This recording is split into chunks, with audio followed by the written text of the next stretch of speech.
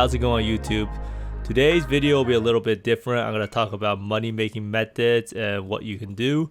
So this person actually wants to buy my simulacrums for 4.8x, my 3 simulacrums. So immediately you can see that since this person is trying to buy these items and I have these items, you will probably guess that I am going to be farming Delirium on the map device, and I do have 140 bonus and I'm able to actually run Delirium for 16 chaos. Now at first glance 16 chaos may seem like a lot of money, but the amount of splinters you get is absolutely crazy, and with very little minimum investment you get a lot out of a map. So you're pretty much putting in some scarabs, putting in 16 chaos, and out comes like 100 splinters, which is like 0.5x at the current price. So for now I wanted to talk about how this character's upgrade path will go if I get the headhunter, and like what things I should look out for and what I will possibly be replacing after I get the headhunter. And then I'm going to talk about the money making strategy that I'm currently doing and how you can also do it yourself if you don't have a headhunter, because obviously the money making strategy is going to be a lot better once you get the belt, but it's perfectly doable without the belt. I'm going to show a clip of me doing a full clear of a map and getting 100 splinters in burial chambers without a headhunter on.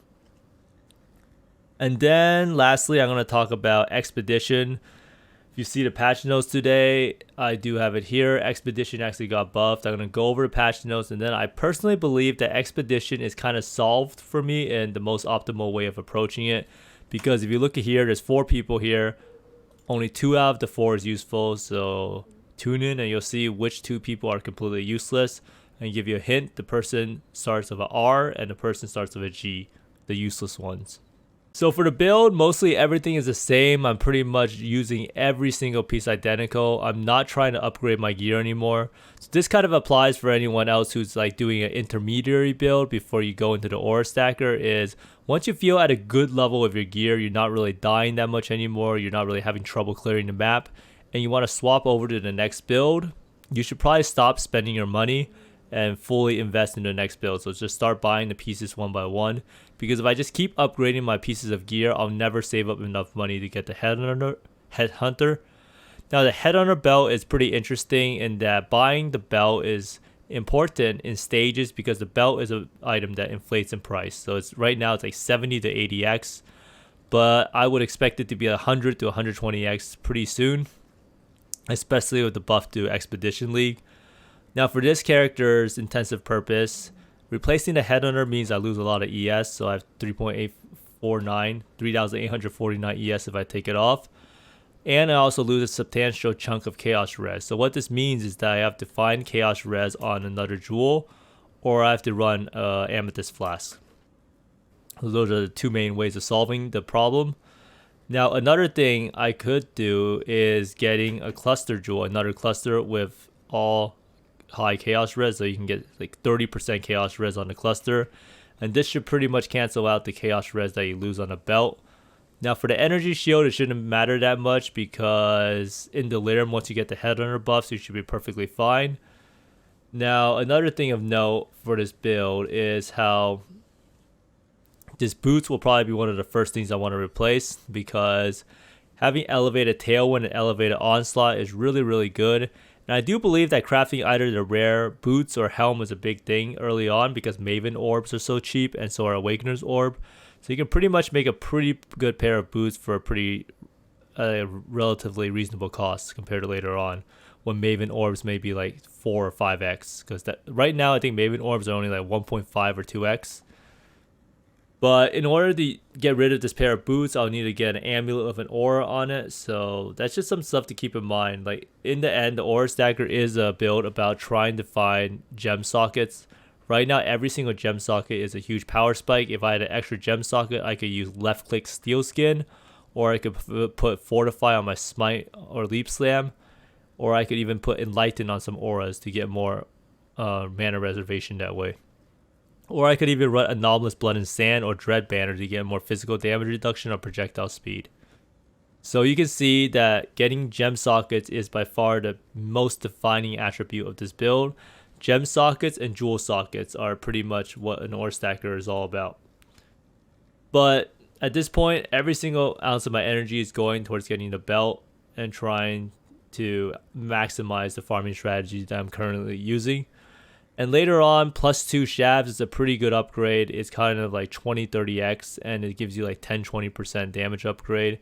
Getting a better voices as 5 passive voices will save you a skill point and allow you to take more aura effectiveness or damage nodes on a tree.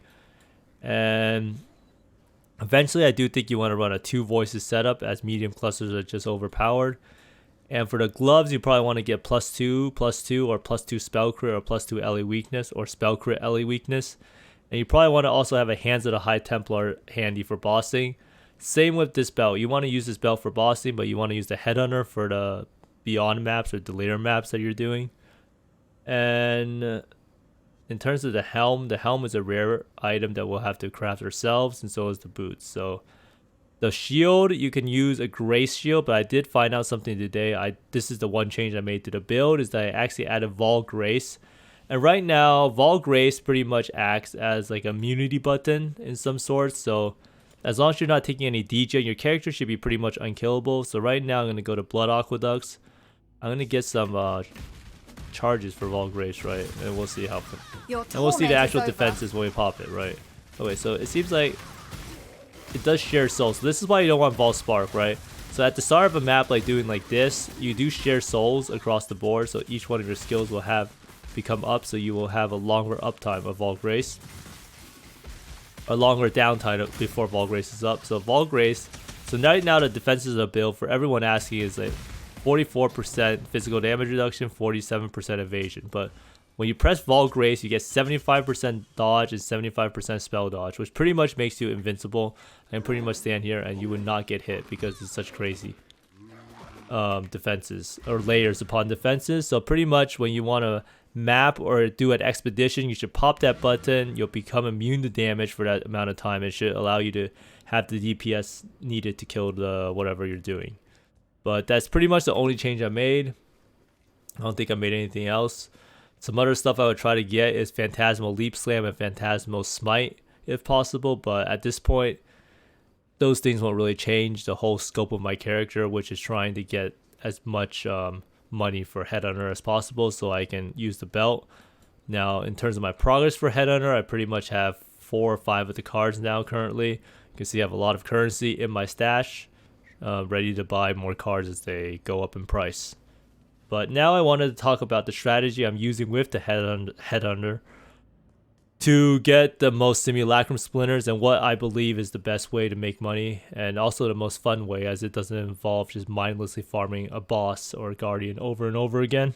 So right now I'm pretty much just doing Delirium on the map device in New Vestir. The map I chose in New Vestir is Burial Chambers. Burial Chambers is overall a pretty good map because it drops a doctor card and it's pretty long. So any map that's really long and like lengthy and it has like different rooms or areas to it, like Tropical Island or Ramparts, is very, very good for Delirium, because how the number of splinters get calculated that drops at the end is based on how far away the mobs are from the start of the fog or something like that. So basically, the longer the map, the further you can be away from the edge of the fog, or the further you can be out. So that means that Burial Chamber is the map of choice. So right now, this is the sextant, so I pretty much put 4 sextants on it.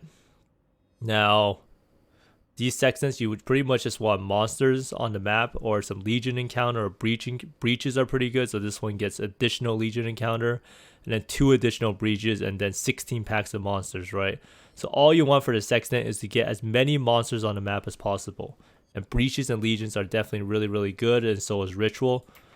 But let me show you what I'm actually using for the watchstones. So for the watchstones, okay, let's load it. So right now I actually have Drock spawn, so you actually can't see it, so I have to show it to you through here. So the watchstone modifiers are Timeless Splinters dropped in areas have 0.12% chance to drop as Timeless Emblems. So this is pretty much emblematic, except if you combine all 3 of these together, it's like 0.3% extra, and you get 1% from the actual node on the tree. So the node right here gives you 1%. So this makes it a little better, and then you have Legion encounter in areas have 112% increased chance to include a Templar army. I do think there is an argument to be made to be using 2 of these Templar ones and 2 Marraketh ones instead of having this like emblematic thing. I'm not sure which one is better. It's just a different different type of watchstone. Because if you look at the fragments I ended up getting after doing a bunch of burial chambers, you can see that it's very skewed towards Vol, Karui, and Eternal still. And that's because Templar really did not spawn an insane amount, and Marikev pretty much never spawned. So I wonder if I use more of the watchstones that have a higher chance of spawning this certain type, that I would get more Templar and Marakevs. Because the important thing to keep in mind is that if you look at the price of Templar and versus Eternal and Karui, one emblem is worth like 5 of the other ones, so, or 4 to 5 of the other ones. So it's probably very important to get Templar and Marikev on every single Legion if that is possible. So I probably will switch it out, but we'll see. Now for New Vestir, I'm running these, so this one makes the Legion encounters last longer. And then I'm running the Exiles. So if you get Exiles on the map, then these are just 20 more mobs that you can kill. Some people also run this and have more Abyss, or just, yeah, Abysses and area spawn 100% increased monsters. So that could also be good if you want to use an Abyss Scarab. So as we say, we want to get as many mobs on the map as possible. So what's the way to get the most mobs on the map as possible? So this method was pretty much done in Heist League, as that was the first time that Delirium was on the map device. So you pretty much want to use these scarabs, and these are pretty much like true and tested scarabs that everyone use.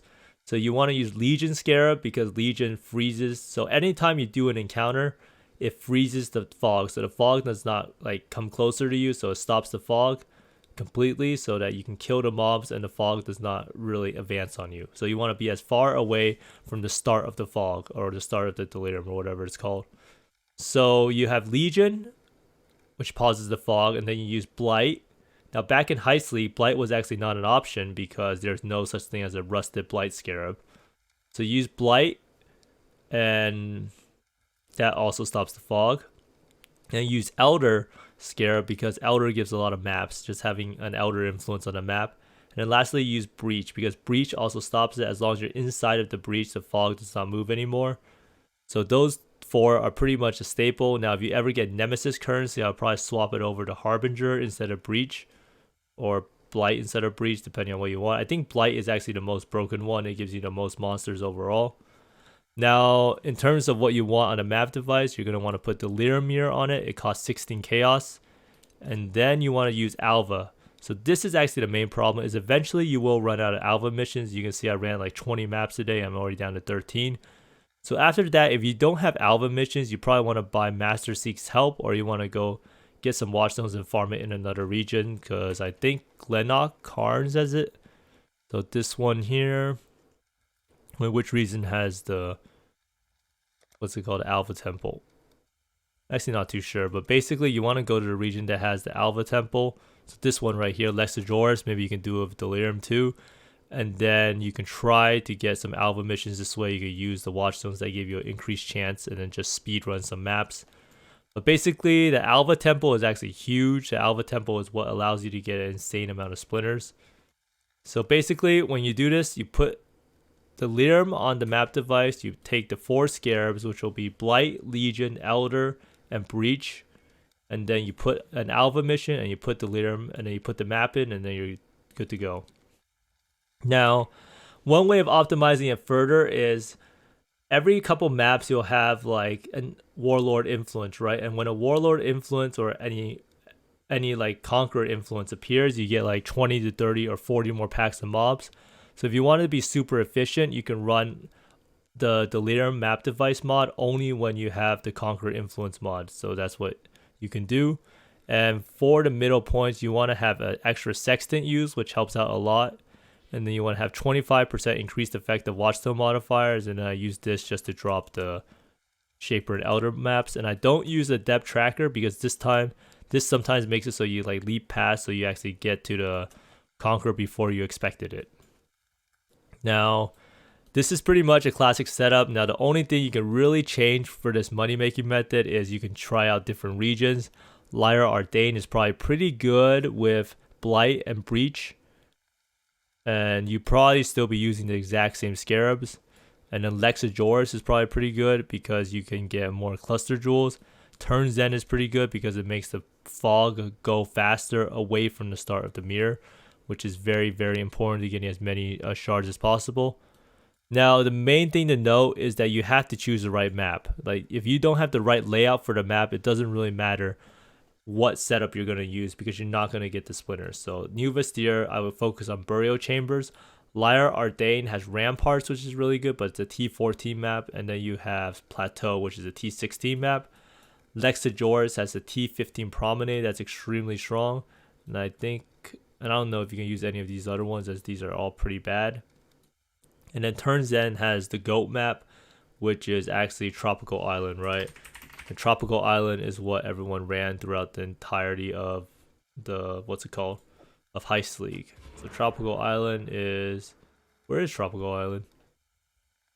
I thought Tropical Island was in Turn Zen, but maybe I'm mistaken. I'm actually not exactly sure where Tropical Island is. Oh, it's over here. So it's a T14 map, so it's actually pretty low. Now, the problem with the T14 map is eventually you want to try to get in level 84 clusters from the Delirium, and in order to get 84 clusters, you would have to use 3 stones of the +1s. But if you do a T16 map, you only use a +1 level 1 stone, and a T15 you need 2. So I'm talking about using these, which gives you +1 to the monster level of the area. But overall, this money-making method will probably be the predominant way that people make money. After a character gets strong enough, they will start running Delirium because it's pretty much just free money. If you think about it, you can get up to 150 splinters in one map, and the input cost is pretty much 16 chaos for the Delirium orb, or the Delirium on the map device. And then you have the Scarabs, which costs absolutely nothing right now. I don't know how much they'll cost later on, but the Scarabs are extremely affordable. I think Rusted Legion is like 4 chaos, Blight is 8 chaos, so 12 chaos total right there. Then this is like 2 chaos, 14 chaos, and then 16 chaos. So you have 16 plus 16, 32 chaos investment. And then alone from the Simulacrum Splinters, like let's say you get 100 Splinters, which is probably on average what you would get if you had like a Headhunter or something. 100 Splinters is 0.5x. 0.5x is already 35 chaos. So then everything else that drops in the map is pure profit. That means you can get Legion, the Legion emblems, you can get the Breach, you can get like raw currency. So everything in there is just extremely profitable. You can get Blight maps. And yeah, so you can see I got a lot of emblems. You get a lot of Simulacrums to buy, to sell, and you actually also get a lot of Delirium orbs for later on. So be sure to try out this method. I will include the full video of my run that I got the 100 splinters without the Headhunter belt. But it's a very enjoyable farming method. And now I wanted to talk quickly about Expedition, the changes, and what I believe should be the optimal strategy for Expedition. Now, Expedition, pretty much they increased the logbook drops. They made the artifacts drop in higher stack size if you are doing a higher level map. And the vendor rerolls also drop in higher stack size. So in one map today, I actually got 8 exotic coinages, which I used to reroll Tugin. Tugin. What do you need? And I was able to get an Exalt. I was able to get some Prime Chaotic Resonator, which was worth like 40 chaos. And then, most importantly, map curse modifiers no longer have increased effect. So that means that vulnerability won't kill you. Or having like temp chains won't feel like the end of the world. But basically, watch your back. The best way to do Expedition in maps is to only do them when you see Tujin or Danig, because these are the only people that actually give anything really good. Rog, at this stage in the league, you can craft items all you want, but the items are probably not going to sell for that much. You could get lucky and get an influence, but in the end, you spend a lot of time in the map doing it, and it's probably just a waste of time. If you want to be the most efficient, you want to get these two, because this person, you could re-roll it and get the exotic coinages, and then been an honor. Tujin, you can pretty much just keep buying stuff and re-rolling it, and they can give you exalts. They can give you like 10 chaos, 20 chaos, or like a 30 chaos item or some fragments. So this person is actually very worth it. And then this person allows you to get more of Tujin, and I think you can actually get a logbook if you re-roll it, and you can buy it with his own currency. Hail. And this person's currency, you can exchange it so you can get more artifacts to buy Tujin's items. Farewell. Now, the reason why Gwenin and Stay Rog are lucky. terrible is because they just don't scale the later into the league. Yes. In the beginning of the league, maybe more uniques are worth money. But at this stage in the league, very few uniques are actually worth over 1 exalt. And most of these items are completely terrible. Like, I'll take this out. I'm literally getting some garbage jewel, right? Get a rustic stash. It's just some blue items. Yeah. It's probably okay if you save up some of them if you have it. If you just use it and then you see a leather belt and try to hit the jackpot.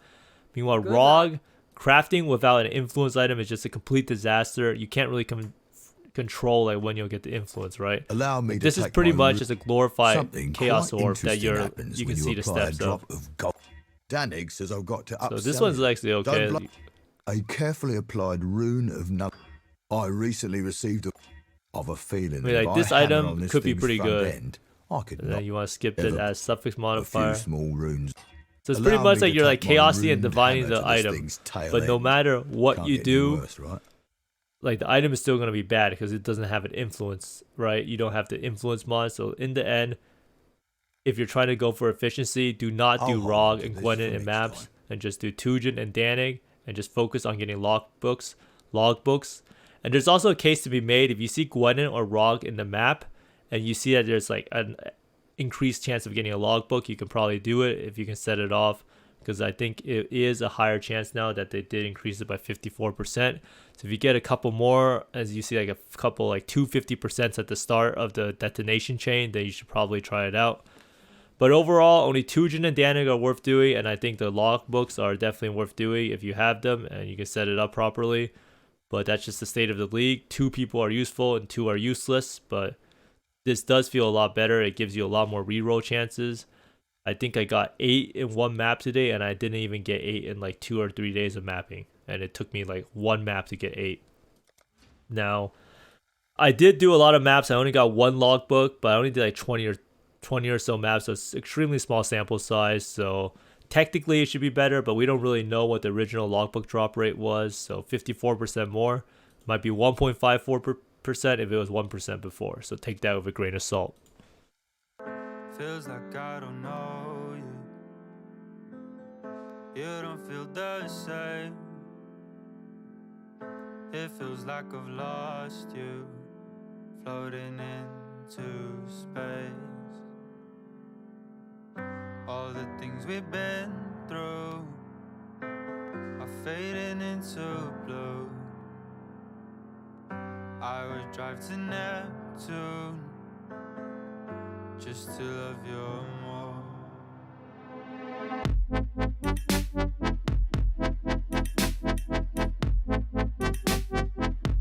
Just to love you more.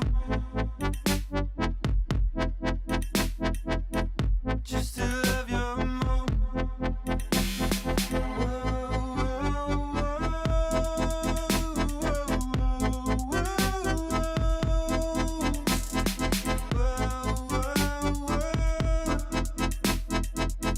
Just to love you more. Floating, holding hands. Spacious wonder dance. Oh yeah, freeze the falling tears. We'll be always lost in here. All the things we've been through are fading into blue. I would drive to Neptune just to love you more.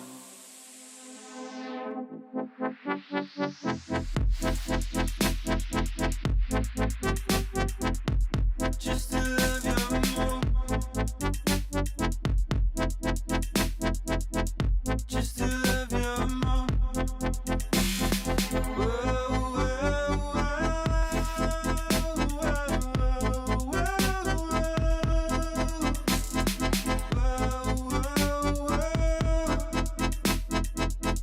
Just to love you more.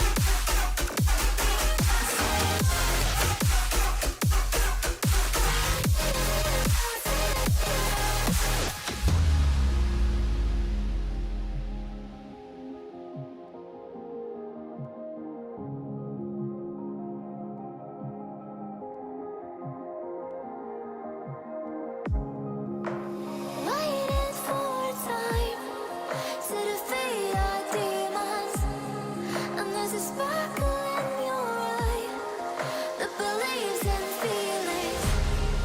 You can find a paradise within your heart. You can find what I despise within your mind. All the dangers have been made up. You believe what they say. Through the heartache, I would stargaze. No invasion today. We've come this far, through wind and rain alone. So take your chances to embrace the waterfall.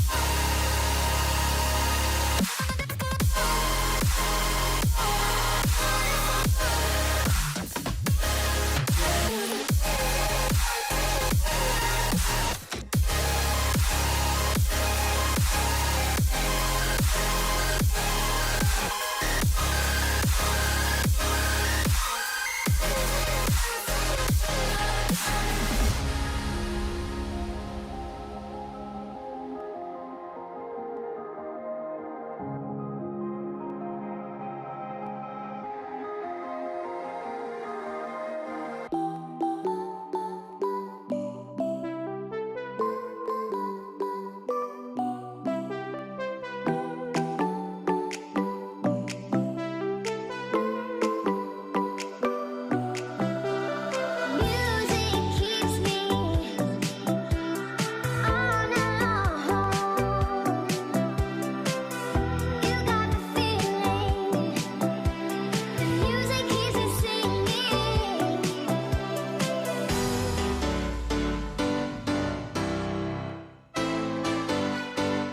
Yeah, I hope that map clear was pretty enjoyable to watch. It is extremely stressful to do the burial chambers or the Delirium map farming without Headhunter, and you do need a pretty good build. So only do this method if you're comfortable with not dying. This is probably going to be one of the better money making methods. And in terms of like entry level money making methods, you could still do Expedition. They're still kind of worth it. Tujin and Danik are kind of good, especially if you can get a lot of the exotic coinages to re-roll. But don't waste too much time on Rog and Gwenin, and that's probably the best advice I have for you. But in the end, maybe just avoid Expedition altogether and just focus on finishing up your Atlas. Now, if you want to see what I mean by like what you can do to make money, is like you will drop these maps, right?